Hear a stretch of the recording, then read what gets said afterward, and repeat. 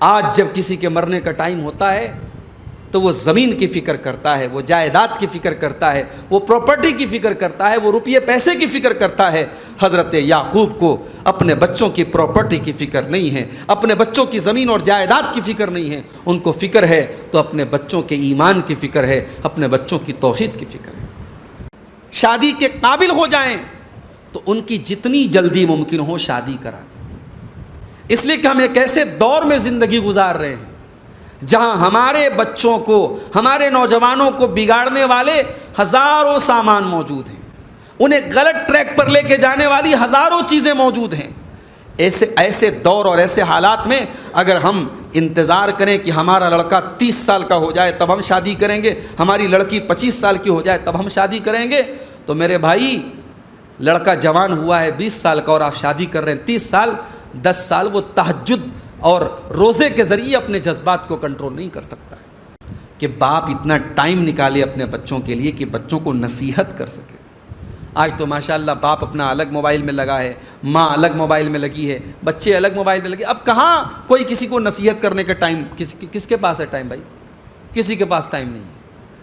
آج تو اگر میں یہ کہوں کہ ہم جیتے جی اپنے بچوں کو یتیم بنا رہے ہیں تو غلط نہیں ہوگا۔ ہماری زندگی میں ہمارے بچے یتیم ہو رہے ہیں، بچوں کو باپ کا پیار نہیں مل رہا ہے، بچوں کو ماں کا پیار نہیں مل رہا ہے۔ الحمدللہ نحمده ونستعینه ونستغفره ونعوذ باللہ من شرور انفسنا ومن سیئات اعمالنا من يهده الله فلا مضل له ومن يضلل فلا هادي له واشهد ان لا اله الا الله وحده لا شريك له واشهد ان محمدا عبده ورسوله يا ايها الذين آمنوا اتقوا الله حق تقاته ولا تموتن الا وانتم مسلمون يا ايها الناس اتقوا ربكم الذي خلقكم من نفس واحدة وخلق منها زوجها وبث منهما رجالا كثيرا ونساء واتقوا الله الذي تساءلون به والأرحام إن الله كان عليكم رقيبا يا أيها الذين آمنوا اتقوا الله وقولوا قولا سديدا يصلح لكم أعمالكم ويغفر لكم ذنوبكم ومن يطع الله ورسوله فقد فاز فوزا عظيما أما بعد فإن خير الحديث كتاب الله وخير الهدي هدي محمد صلى الله عليه وسلم وشر الأمور محدثاتها وكل محدثة بدعة وكل بدعة ضلالة وكل ضلالة في النار أعوذ بالله من الشيطان الرجيم بسم الله الرحمن الرحيم يا أيها الذين آمنوا قوا أنفسكم وأهليكم نارا وقودها الناس والحجارة عليها ملائكة غلاظ شداد لا يعصون الله ما أمرهم ويفعلون ما يؤمرون۔ بڑا اہم موضوع ہے بچوں کی تربیت۔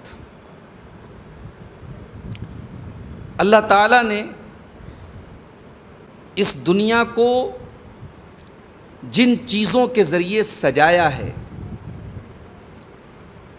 جو چیزیں اس دنیا کی زیب و زینت ہیں، اس دنیا کا اٹریکشن ہے، اس دنیا کی چمک دمک ہے، ان چیزوں میں سے ایک اہم چیز ہے اولاد کی نعمت۔ ایک شادی شدہ انسان کی زندگی میں اولاد اگر نہ ہو تو اس کی زندگی میں ایک عجیب و غریب خلا محسوس ہوتا ہے، ایک عجیب و غریب قسم کا ادھورا پن محسوس ہوتا ہے۔ اور یہ اولاد کتنی بڑی نعمت ہے، اس کا اندازہ آپ اس ماں سے پوچھ کر کے لگا سکتے ہیں، جو ماں ترستی ہے کہ میرے گود میں بھی کوئی بچہ ہو۔ اولاد کتنی بڑی نعمت ہے، اس کا احساس وہ باپ کر سکتا ہے جس کی انگلیاں مچلتی ہیں کہ کاش میرا بھی کوئی معصوم بچہ ہو اور میں اس کا ہاتھ پکڑ کر کے میں بھی راستے میں چلوں۔ اسی لیے اللہ تعالیٰ نے قرآن کریم میں دو چیزوں کو دنیا کی زینت قرار دیا ہے، المال والبنون زینت الحیات الدنیا۔ اللہ نے کہا مال اور اولاد یہ دنیا کی زندگی کی زینت ہے، لیکن میرے بھائیوں یہ اولاد بہت بڑی زینت بھی ہے، بہت بڑی نعمت بھی ہے، اور بہت بڑا امتحان اور آزمائش بھی ہے۔ اللہ تعالیٰ نے قرآن میں اسی اولاد کو آزمائش اور فتنہ بھی قرار دیا ہے۔ انما اموالکم واولادکم فتنہ، تمہارا مال اور تمہاری اولاد تمہارے لیے بہت بڑا فتنہ ہے، بہت بڑی آزمائش ہے۔ سورہ منافقون کے اندر اللہ نے فرمایا یا ایھا الذین آمنوا لا تلہکم اموالکم ولا اولادکم عن ذکر اللہ، اے ایمان والو تمہارا مال اور تمہاری اولاد کہیں ایسا نہ ہو تمہیں اللہ کے ذکر سے غافل کر دے۔ ضروری ہے، مال بھی ضروری ہے، اولاد بھی ضروری ہے، مگر یہ مال اور اولاد تمہیں اللہ کے ذکر سے غافل نہ کر دے، یعنی تم اسے ایسا مت بناؤ اس مال کو اور اپنی اولاد کو کہ وہ تمہیں اللہ کے ذکر سے غافل کر دے۔ اگر ہمیں اور آپ کو اللہ تعالیٰ نے اولاد جیسی نعمت دی ہے میرے بھائی، تو یہ اولاد ہمارے کندھے پر بہت بڑی ذمہ داری اور امانت بھی ہے، اور اگر ہم نے اس ذمہ داری کو نہیں نبھایا اور اس امانت میں ہم نے بے ایمانی کی، خیانت کی، تو کل اللہ تعالیٰ کی بارگاہ میں ہم بچ نہیں سکتے۔ اللہ کے پیارے نبی فرماتے ہیں، صحیح مسلم کی روایت ہے، ما من عبد یسترعیہ اللہ رعیۃ، جس بندے کو اللہ تعالیٰ کوئی ذمہ داری عطا فرمائے، اس کی گردن پہ اللہ تعالیٰ کوئی ذمہ داری ڈالے، ثم یموت، اور پھر وہ انتقال کر جائے، وہ مر جائے، وہو غاش لرعیتہ، اور وہ اس حال میں دنیا سے چلا جائے کہ وہ اپنی ذمہ داری کو صحیح طریقے سے نہیں نبھا پا رہا ہے، ذمہ داری ملی ہے اور ذمہ داری کو نہیں نبھا پا رہا ہے، الا حرم اللہ علیہ الجنہ، ایسے آدمی کے اوپر اللہ تعالیٰ نے جنت کو حرام کر دیا ہے۔ اولاد بہت بڑی آزمائش ہے میرے بھائی، اس اولاد کا اگر ہم نے حق ادا نہیں کیا، اس کی صحیح تربیت نہیں کی، کل اللہ تعالیٰ کی بارگاہ میں ہم کیا جواب دیں گے؟ اللہ کے پیارے نبی فرماتے ہیں، کلکم راع وکلکم مسئول عن رعیتہ، تم میں سے ہر آدمی ذمہ دار ہے اور اس کی ذمہ داری کے بارے میں کل قیامت کے دن اسے حساب دینا پڑے گا۔ والرجل راع علی اہل بیتہ، آدمی ذمہ دار ہے اپنے گھر والوں کا، اپنی فیملی کا، اپنے پریوار کا، اپنے بال بچوں کا، اور آدمی سے اس کی ذمہ داری کے بارے میں پوچھا جائے گا۔ والمرأۃ راعیۃ علی بیت زوجہا، اور عورت ذمہ دار ہے اپنے شوہر کے گھر کی، اور اس کے شوہر کے گھر کے بارے میں اس سے پوچھا جائے گا۔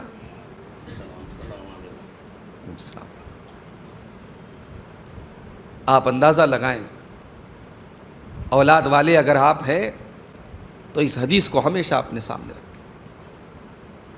تو آج ہم اس پر گفتگو کریں گے کہ اولاد کی تربیت ہم کیسے کریں، بچوں کی تربیت ہم کیسے کریں۔ بچوں کی تربیت بچوں کے جنم لینے سے پہلے شروع ہو جاتی ہے۔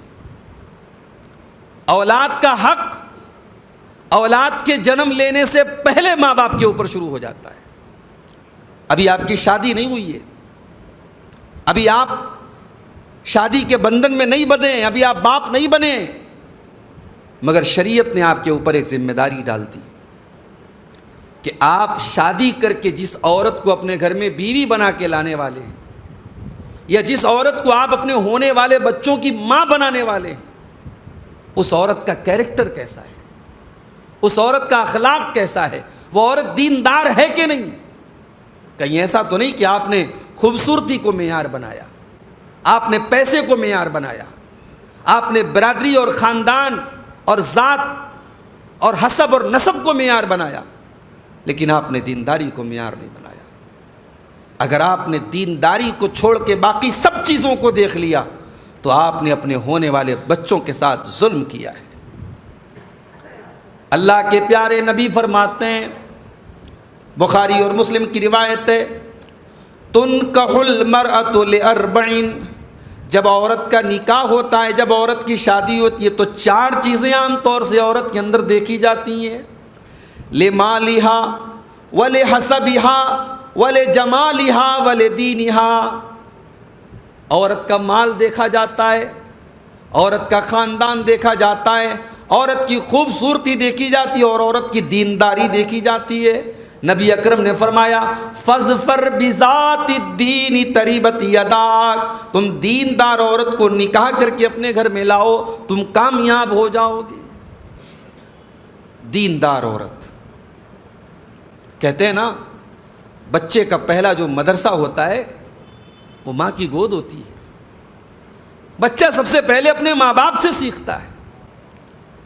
ماں اگر بدچلن ہے، ماں اگر بے حیا ہے، ماں اگر شریعت سے دور ہے، دین سے دور ہے، تو بچے پرہیزگار نہیں بن سکتے میرے بھائی۔ اولاد کی تربیت کا پہلا سبق یاد کر لو۔ اگر آپ یہ چاہتے ہیں کہ آپ کی اولاد نیک بنے اور آپ اپنی اولاد کی صحیح تربیت کریں تو پہلے آپ اپنی تربیت کریں، اپنے آپ کو ہم نمازی بنائیں، اپنے آپ کو اللہ والا بنائیں، اللہ کا ڈر اپنے اندر پیدا کریں۔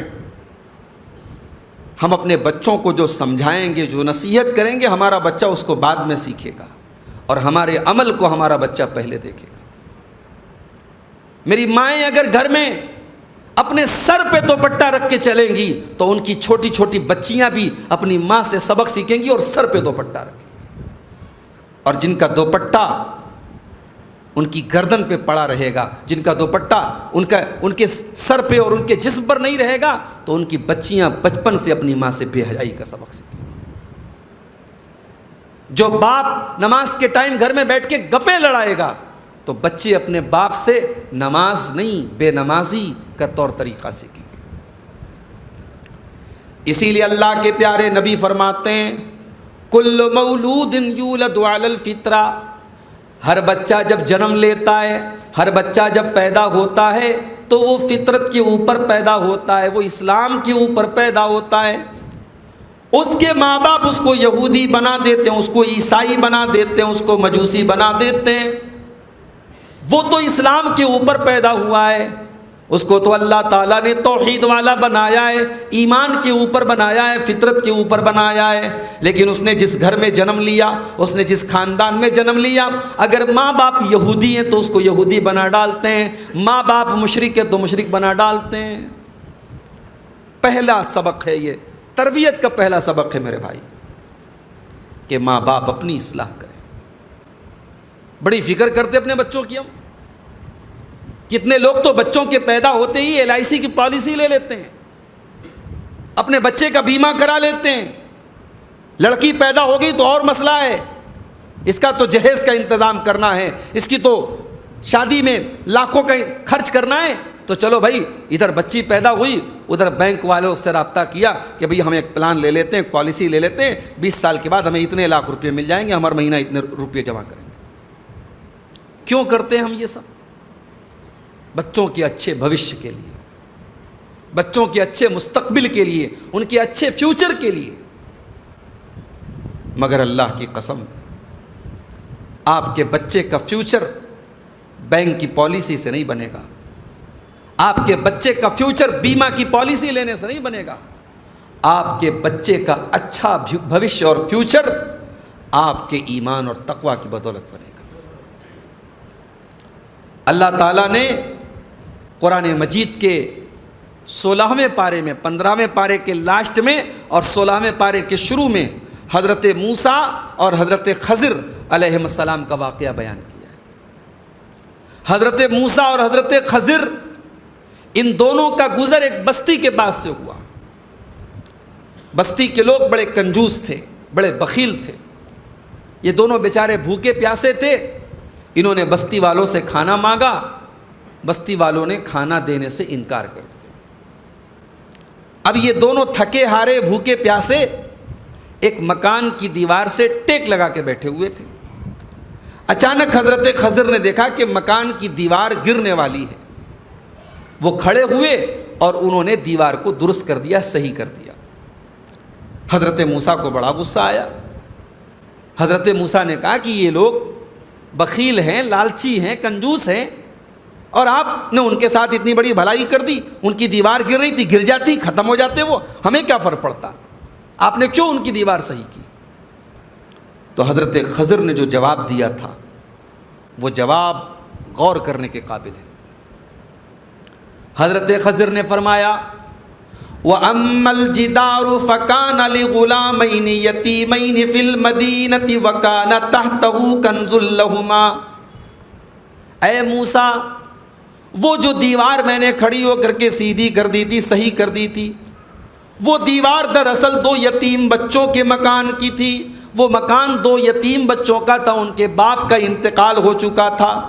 وَكَانَ أَبُوهُمَا صَالِحًا، اور ان دونوں بچوں کا جو باپ تھا وہ نیک باپ تھا، وہ اللہ والا تھا، وہ دیندار تھا، وہ نیک تھا۔ فَأَرَادَ رَبُّكَ أَن يَبْلُغَا أَشُدَّهُمَا وَيَسْتَخْرِجَا كَنزَهُمَا۔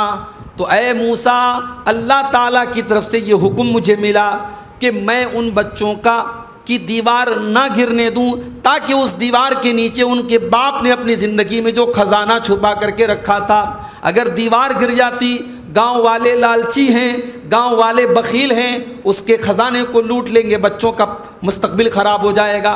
تو بچوں کا باپ چونکہ نیک تھا، دیندار تھا، اللہ والا تھا، اس لیے اللہ تعالیٰ نے ان بچوں کے مال کی حفاظت کا مجھے حکم دیا، اور مجھے حکم ملا کہ میں دیوار کو نہ گرنے دوں، تاکہ کل جب وہ بچے بالغ ہو جائیں، جوان ہو جائیں، تو اپنے باپ کا وہ چھپایا ہوا خزانہ وہ حاصل کر لیں۔ میرے بھائیوں، آپ کا ایمان، آپ کا تقوی، آپ کی نیکی آپ کے بچے کی، آپ کی آنے والی نسل کی گارنٹی لیتی ہے، آپ کی اولاد کو مصیبتوں سے بچاتی ہے، آپ کی نسلوں کی حفاظت کرتی ہے۔ اور ہمارا گناہ کبھی کبھی ہمیں تو نقصان پہنچاتا ہے، ہماری آنے والی نسلوں کے لیے بھی پریشانی کا سبب بنتا ہے۔ تو اولاد کی تربیت کا یہ پہلا اصول ہے کہ ہم اپنی اصلاح کریں، اپنے آپ کو نیک بنائیں، ایک اچھی ماں بنیں، ایک اچھے باپ بنیں، اپنے بچوں کے لیے ایک آئیڈیل ماں باپ بنیں، اس لیے کہ بچہ سب سے پہلے اپنے ماں باپ سے سیکھتا ہے۔ اسی لیے اللہ تعالیٰ نے قرآن مجید کے 28ویں پارے میں سورہ تحریم کی آیت نمبر 6 کے اندر فرمایا یا ایھا الذین آمنوا قوا انفسکم واہلیکم نارا، اے ایمان والو اپنے آپ کو بھی جہنم کی آگ سے بچاؤ اور اپنے گھر والوں کو، اپنے پریوار والوں کو بھی جہنم کی آگ سے بچاؤ۔ پہلے اپنے آپ کو بچاؤ۔ یہ نہیں ہو سکتا کہ اپنے آپ کو ہم نہ بچائیں اور اپنے گھر والوں کو بچا لیں، یہ نہیں ہو سکتا۔ پہلے اللہ نے کہا اپنے آپ کو بچاؤ اور اس کے بعد اپنے پریوار والوں کو بچاؤ۔ وقودھا الناس والحجارہ، اپنے گھر والوں کو اس آگ سے بچاؤ جس آگ کا ایندھن انسان اور پتھر ہوں گے۔ دنیا کی آگ اگر کسی کو جلا دے تو انسان کی ڈیڈ باڈی دیکھنے کے لائق نہیں ہوتی، اور دنیا کی اس آگ سے اللہ کے پیارے نبی فرماتے ہیں کہ 70 گنا زیادہ خطرناک ہے جہنم کی آگ۔ جہنم کی آگ انسانوں اور پتھروں سے جلے گی۔ اس آگ سے میرے بھائیوں کیا ہم اپنے بچوں کو بچا رہے ہیں؟ آج مسلمان گھروں کے لڑکے کون سا ایسا غلط کام ہے جس میں مبتلا نہیں ہے؟ مسلمان گھروں کی لڑکیاں کون سا ایسا غلط کام ہے جس میں مبتلا نہیں ہے؟ زناکاری آج مسلمانوں کے گھروں میں ہو رہی ہے، بے حیائی آج مسلمانوں کے گھروں میں ہو رہی ہے، شرک اور کفر کے کام مسلمانوں کے گھروں میں ہو رہے ہیں، مسلمان لڑکیاں آج مرتد ہو رہی ہیں۔ ہماری غیرت کہاں مر گئی میرے بھائی؟ اپنے بچوں کی ہم نے ان کو نوکری دلا دی، ان کا بزنس سیٹ اپ کر دیا، ان کا مکان بنا دیا، ان کی شادی کر دی، ہم نے ذمہ داری ادا کر دی؟ نہیں۔ اولاد کی صحیح تربیت یہ ہے کہ ہم اولاد کی آخرت کی فکر کریں، اولاد کو جہنم کی آگ سے بچانے کی فکر کریں، اولاد کے ایمان اور عقیدے کی فکر کریں۔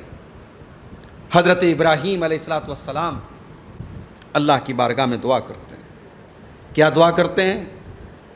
وَجُنُبْنِي وَبَنِيَّ أَن نَّعْبُدَ الْأَصْنَامَ، اے اللہ تو مجھے بھی شرک سے بچانا اور میری اولاد کو، میرے بچوں کو بھی تو بت پرستی سے اور شرک سے بچانا۔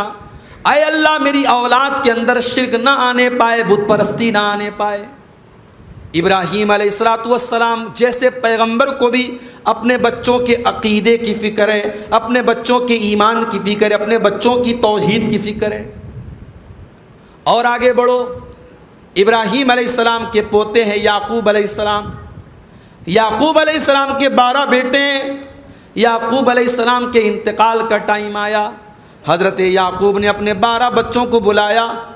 12 بچے جب حاضر ہو گئے، حضرت یعقوب نے اپنے بچوں سے سوال کیا، ام کنتم شہداء اذ حضر یعقوب الموت اذ قال لبنیہ ما تعبدون من بعدی، میرے بندو یاد کرو جب یعقوب کی موت کا ٹائم آیا اور یعقوب نے اپنے بچوں سے پوچھا ما تعبدون من بعدی، میرے بچوں تم میرے بعد کس کی عبادت کرو گے؟ آج جب کسی کے مرنے کا ٹائم ہوتا ہے تو وہ زمین کی فکر کرتا ہے، وہ جائیداد کی فکر کرتا ہے، وہ پراپرٹی کی فکر کرتا ہے، وہ روپیے پیسے کی فکر کرتا ہے۔ حضرت یعقوب کو اپنے بچوں کی پراپرٹی کی فکر نہیں ہے، اپنے بچوں کی زمین اور جائیداد کی فکر نہیں ہے، ان کو فکر ہے تو اپنے بچوں کے ایمان کی فکر ہے، اپنے بچوں کی توحید کی فکر ہے۔ ما تعبدون من بعدی، اے میرے بچوں تم میرے بعد کس کی عبادت کرو گے؟ سارے بچوں نے بیک زبان جواب دیا، قالوا نعبد الہک و الہ آبائک، اے ابا جان ہم آپ کا جو رب ہے اور ہمارے باپ دادا کا جو رب ہے، جو ہم سب کا رب ہے یعنی اللہ تعالی، ہم صرف اور صرف اسی کی عبادت کریں گے۔ اے ابا جان آپ اطمینان رکھیں ہم توحید کے اوپر دنیا میں رہیں گے۔ تو سب سے پہلے بچوں کی توحید کی فکر کرو، بچوں کو نماز کا پابند بناؤ۔ بچہ اگر 8 سال کا ہو گیا اور نماز کا آپ نے اگر اس کو عادت پڑائی ہے اور 10 سال کا ہو جانے کے بعد اگر وہ نماز نہیں پڑھتا ہے تو اللہ کے نبی نے مارنے کا حکم دیا ہے۔ مروا اولادکم بالصلاۃ وہم ابناء 7 سنین، جب تمہارے بچے 7 سال کے ہو جائیں تو تم ان کو نماز کا حکم دو۔ 7 سال سے نیچے ہیں تو کمپلسری نہیں ہے، ضروری نہیں ہے، ان کو یعنی عادت ڈالنے کے لیے کبھی کبھی مسجد لے کے آؤ، لیکن 7 سال کے ہو جائیں تو ہر نماز میں لے کے آؤ۔ 7 سال کے ہو جائیں تو ضروری کر دو ان کے لیے نماز۔ وَاضْرِبُوهُمْ عَلَيْهَا وَهُمْ أَبْنَاءُ 10 سِنِينَ، اور بچے جب تمہارے 10 سال کے ہو جائیں اور نماز نہ پڑھے تو تم ان کی پٹائی کرو، ان پر سختی کرو، ان کو مارو۔ وَفَرِّقُوا بَيْنَهُمْ فِي الْمَضَاجِعِ، اور جب بچے 10 سال کے ہو جائیں تو ان کے بستر الگ کر دو۔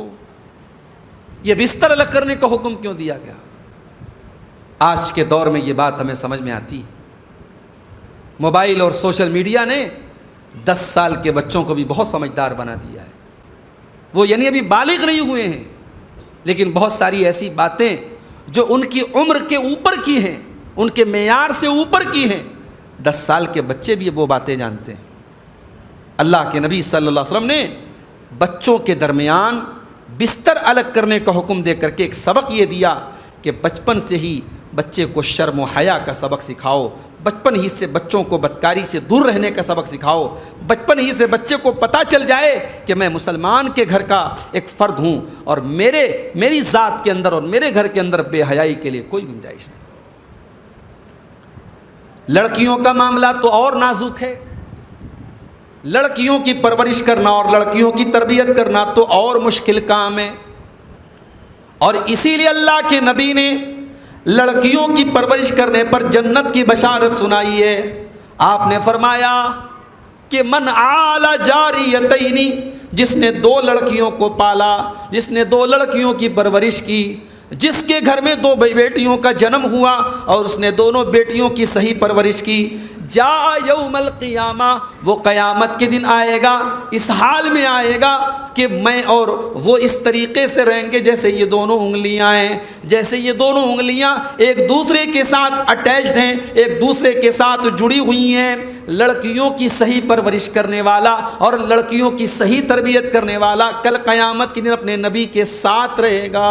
اتنا بڑا مقام ہے اس کا، کیونکہ لڑکیوں کی پرورش کرنا لڑکوں کے مقابلے میں اور ذمہ داری کا کام ہے. لڑکیاں جب جوان ہونے لگیں تو ہمیں ڈبل نظر رکھنی ہے.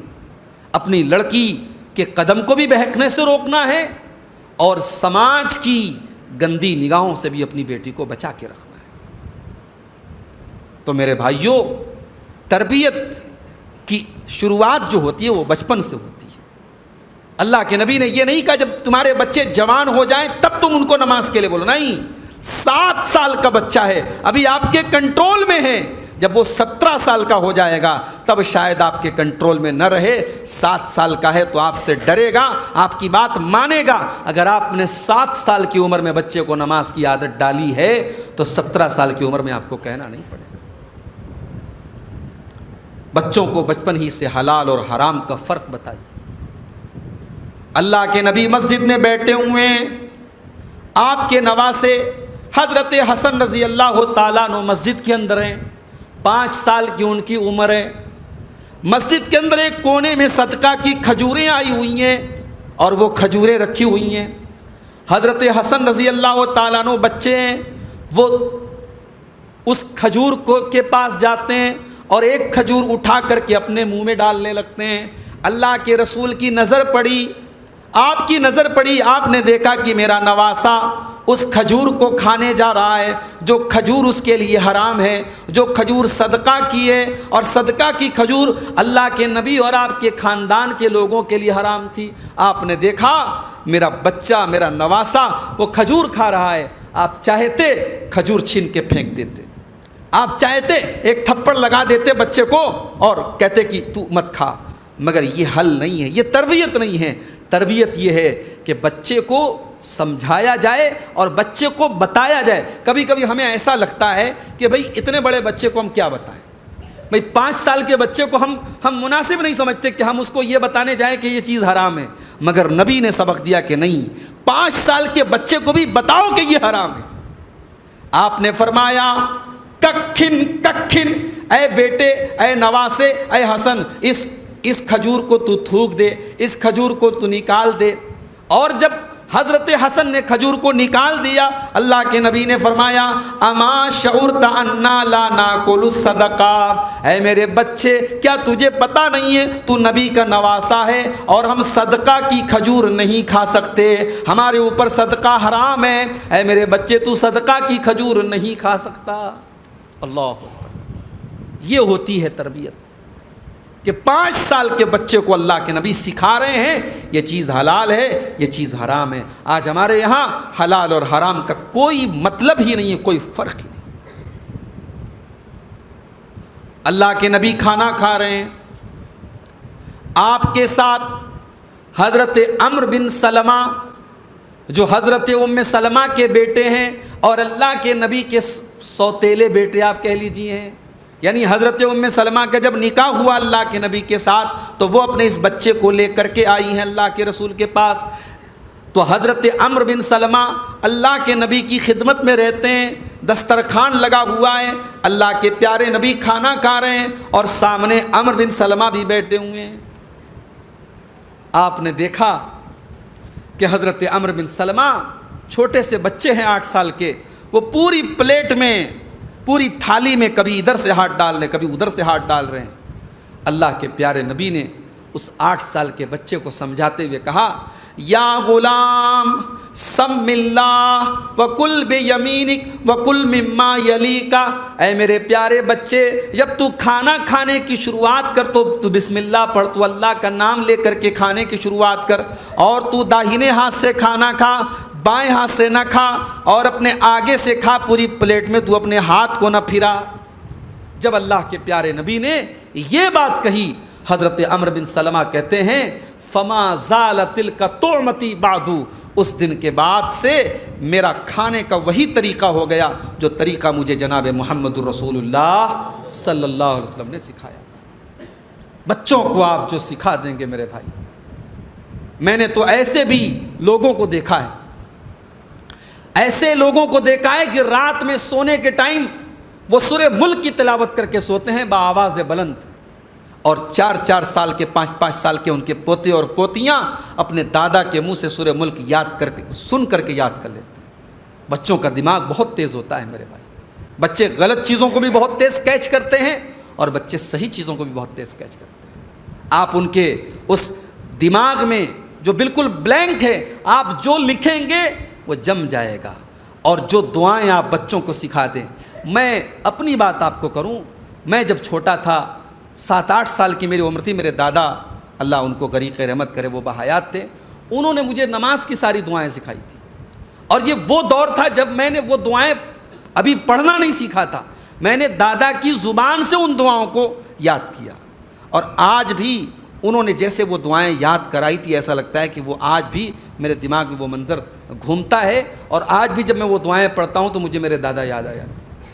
یہ یعنی ایک چیز کو آج 20-25 سال گزر گئے لیکن مجھے یاد ہے وہ بات۔ تو بچوں کے دماغ میں آپ جو باتیں ڈال دیں گے، جو فیڈ کر دیں گے، انشاءاللہ وہ زندگی بھر ان کو یاد رہیں گی۔ اب یہ آپ پر ڈیپینڈ کرتا ہے کہ آپ ان کے دماغ میں کیا ڈالیں گے۔ اسی طریقے سے بچوں کی تربیت کا ایک بہت بڑا پہلو یہ بھی ہے کہ بچے جب بالغ ہونے لگیں تو بالغ ہونے کے بعد جو تقاضے ان کے ساتھ شروع ہو جاتے ہیں، ان تقاضوں کا بھی ہم خیال رکھیں۔ لڑکیاں بالغ ہو گئیں تو اب لڑکی کے بالغ ہونے کے بعد 2 چیزیں کمپلسری ہو گئیں۔ ایک تو یہ کہ بھئی پردہ اس کو کرنا ہے۔ اب آپ یہ سوچ کر کے نظر انداز مت کیجئے کہ 12 سال کی بچی ہماری ابھی تو بڑی چھوٹی ہے۔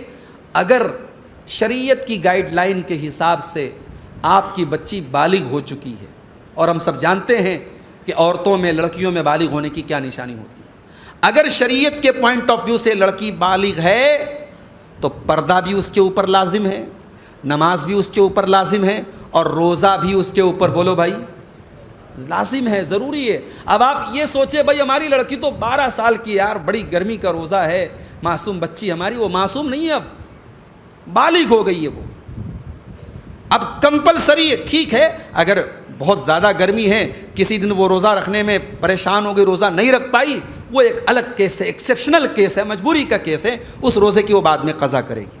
لیکن آپ یہ کہہ کر کے نظر انداز کریں نہیں ابھی ہماری لڑکی کی عمر ہی کیا ہے، ابھی تو 12-13 سال کی ہے، جی نہیں، لڑکی اگر بالغ ہو گئی ہے تو شریعت کے احکام اور شریعت کی جو رولنگز ہیں اور شریعت کے جو قوانین ہیں وہ اپلائی ہوں گے آپ کی بچی کے اوپر۔ لڑکا بالغ ہو گیا، 15 سال کا ہو گیا، 16 سال کا ہو گیا، اب کوشش کریں اس کے سونے کا الگ انتظام ہو، ماں باپ سے کہ کمرے سے اگر آپ کے گھر میں گنجائش ہے تو اس کا ایک الگ کمرہ ہو سونے کا، اور اس کے بعد جب یہ لڑکا اور لڑکی جوان ہو جائیں، شادی کے قابل ہو جائیں، تو ان کی جتنی جلدی ممکن ہو شادی کرا دیں، اس لیے کہ ہم ایک ایسے دور میں زندگی گزار رہے ہیں جہاں ہمارے بچوں کو، ہمارے نوجوانوں کو بگاڑنے والے ہزاروں سامان موجود ہیں، انہیں غلط ٹریک پر لے کے جانے والی ہزاروں چیزیں موجود ہیں۔ ایسے دور اور ایسے حالات میں اگر ہم انتظار کریں کہ ہمارا لڑکا 30 سال کا ہو جائے تب ہم شادی کریں گے، ہماری لڑکی 25 سال کی ہو جائے تب ہم شادی کریں گے، تو میرے بھائی لڑکا جوان ہوا ہے 20 سال کا اور آپ شادی کر رہے ہیں 30 سال، 10 سال وہ تہجد اور روزے کے ذریعے اپنے جذبات کو کنٹرول نہیں کر سکتا ہے۔ سمجھ رہے ہیں آپ؟ اللہ تعالیٰ نے جوان ہونے کے بعد جو ایموشنز رکھے ہیں، جو ڈیزائرز رکھی ہیں، جو خواہشات رکھی ہیں ایک جوان مرد اور عورت کے اندر، ان خواہشات کو پورا کرنے کا اکلوتا راستہ ہے، اور وہ راستہ ہے نکاح۔ اسی لیے اللہ کے پیارے نبی فرماتے ہیں یا معاشر الشباب من استطاع منکم الباءۃ فلیتزوج، اے نوجوانوں جب تم شادی کے قابل ہو جاؤ اور بیوی کی ذمہ داری اٹھانے کے قابل ہو جاؤ تو تم جلدی سے نکاح کر لو، جلدی سے شادی کر لو۔ فَإِنَّهُ أَغَضُّ لِلْبَصَرِ، اس لیے کہ نکاح کرنے سے تمہاری آنکھیں جھک جائیں گی، وَأَحْسَنُ لِلْفَرْجِ، اور تمہاری شرمگاہ محفوظ ہو جائے گی۔ تو آنکھوں کی اور شرمگاہ کی حفاظت کا کوئی اور راستہ نہیں ہے۔ آپ بہترین سے بہترین تربیت کر دیں، لیکن لڑکا اور لڑکی اگر شادی کے قابل ہیں اور آپ بلا وجہ اور بغیر کسی عذر کے آپ شادی میں تاخیر کر رہے ہیں تو آپ جان بوجھ کر کے اپنے بچوں کو غلط ٹریک پر ڈالنے کی کوشش کر رہے ہیں۔ ایک آخری بات بیان کر کے بات ختم کرتا ہوں کہ بچوں کی تربیت میں ایک اور ضروری چیز یہ ہے کہ آپ اپنے بچے کو بچپن ہی سے اللہ کا ڈر اپنے بچوں کے دل میں ڈالیں، انہیں بتائیں کہ بیٹا ایک رب ہے ہمارا، ایک اللہ ہے ہمارا، اور وہ ہماری ہر ایکٹیویٹی کو دیکھ رہا ہے۔ یہ بچوں کو بچپن ہم بلی سے ڈراتے ہیں بچوں کو۔ بچہ شرارت کرتا ہے، ہم کہتے ہیں چپ ہو جاؤ ورنہ بلی آ جائے گی، چپ ہو جاؤ ورنہ کتا آ جائے گا، چپ ہو جاؤ ورنہ شیر آ جائے گا۔ ہم جانوروں سے ڈراتے ہیں، اللہ کا خوف ہم کیوں نہیں پیدا کرتے اپنے بچے کے اندر؟ بچہ جھوٹ بولے تو ہم یہ کیوں نہیں کہتے بیٹا جھوٹ بہت بڑا گناہ، اللہ تعالیٰ بہت بڑی سزا دیں گے، بیٹا یہ کام مت کرنا، دھوکہ مت دینا، جھوٹ نہ بولنا، جھوٹی قسم مت کھانا، اللہ بہت عذاب دے گا۔ یہ وہ چیز ہے جسے ہمیں بچپن سے اپنے بچوں کے دماغ میں ڈالنے کی ضرورت ہے۔ حضرت لقمان، جن کے بارے میں یعنی یہ بھی کنفرم نہیں ہے کہ وہ نبی تھے یا نہیں تھے، بلکہ زیادہ تر علماء کی یہی رائے ہے وہ نبی نہیں تھے۔ حضرت لقمان نبی نہیں تھے، بس وہ ایک حکیم تھے۔ حکیم کا مطلب وہ دوا والے حکیم نہیں، حکیم کا مطلب حکمت والے، یعنی جینیس تھے۔ تو اللہ تعالیٰ نے حضرت لقمان کا ایک واقعہ بیان کیا قرآن میں کہ حضرت لقمان نے اپنے بچے کو نصیحتیں کی تھی۔ حضرت لقمان نے اپنے بچے کو کچھ نصیحتیں کی تھی، اللہ تعالیٰ نے ان نصیحتوں کو قرآن میں بیان کیا ہے۔ اس میں ایک سبق تو یہ بھی ہے کہ باپ اتنا ٹائم نکالے اپنے بچوں کے لیے کہ بچوں کو نصیحت کر سکے۔